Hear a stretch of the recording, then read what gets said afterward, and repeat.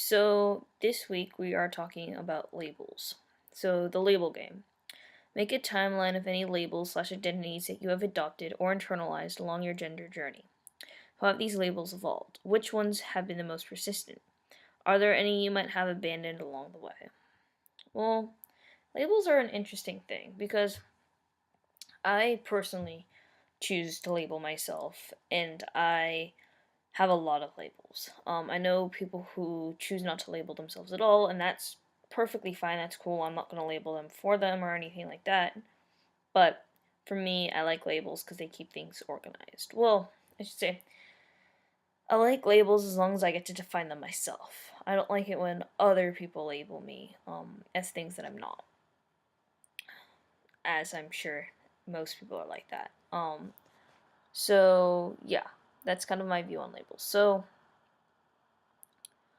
make a timeline of any labels slash identities you've adopted or internalized along your gender journey. Well, let's make a timeline. Um, when I was little, I identified with the words tomboy and I guess girl because I didn't really know anything else. But I would say tomboy for sure, for sure. And then once I got into upper elementary school, I identified with questioning, um, and tomboy, and then I identified as questioning and queer,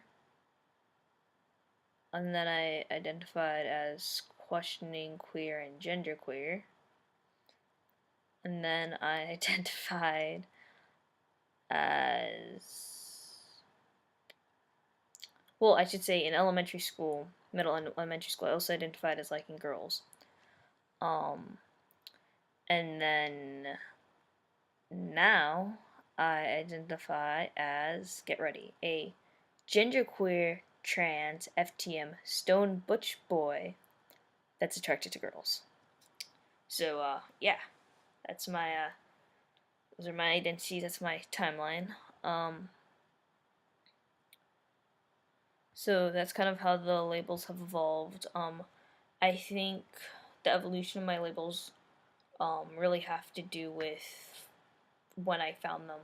Um, That's why when I was little, I only had the word tomboy. I didn't know any of the queer stuff. And then when I was in elementary school, I I really resisted the word trans actually or transgender because I always imagined people who knew that they were in the in the wrong body, um,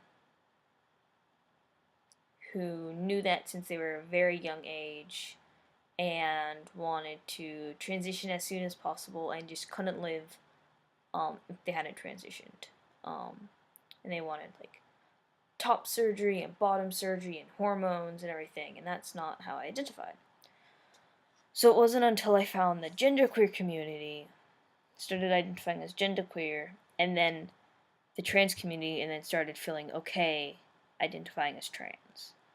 Um, and now I actually identify more as trans than genderqueer, honestly. I mean, like, obviously trans is the umbrella, but if someone was to ask me my gender and it wasn't really a conversation thing to have a conversation about, or quickly like, oh, how do you identify? I'd say FTM or a trans guy. Um, so yeah.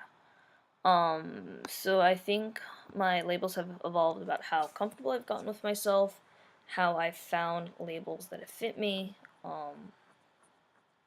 So yeah. And then what else? Which ones have been the most persistent? Well, technically, I've been identifying as attracted. So I know gender. Obviously, gender and sexuality are different things, but I still refer to my sexuality a lot because that's been a big player in my journey of gender. Um, I've discovered them at the same time, or questioning, and the whole realizing that I liked girls but not identifying as a lesbian sparked the whole gender thing. So they're, for me, they're very, for my journey, they're very closely related. or not related, but they're very parallel journeys.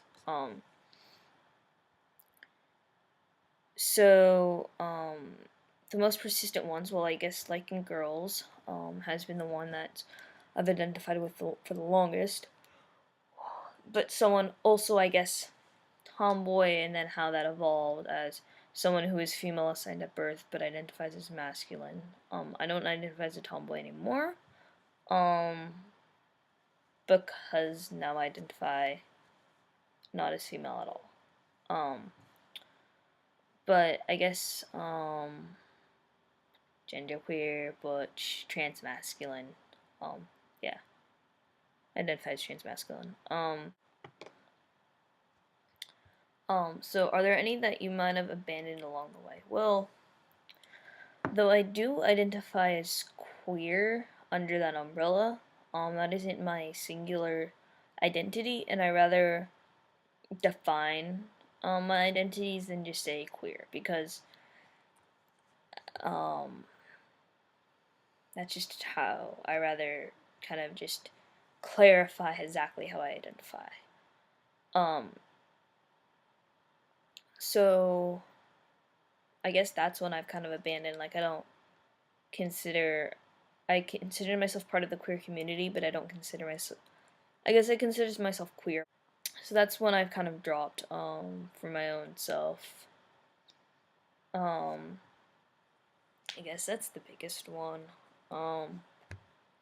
Honestly, I know I talked about this in my identity crisis video, but I'm kind of leaning away towards genderqueer, though I really do like the term. Sometimes I have conflicting feelings about it. Yeah. But yeah, I guess that's the only label I've really been in. I really just kind of have continued piling them on. Okay. See ya. Bye.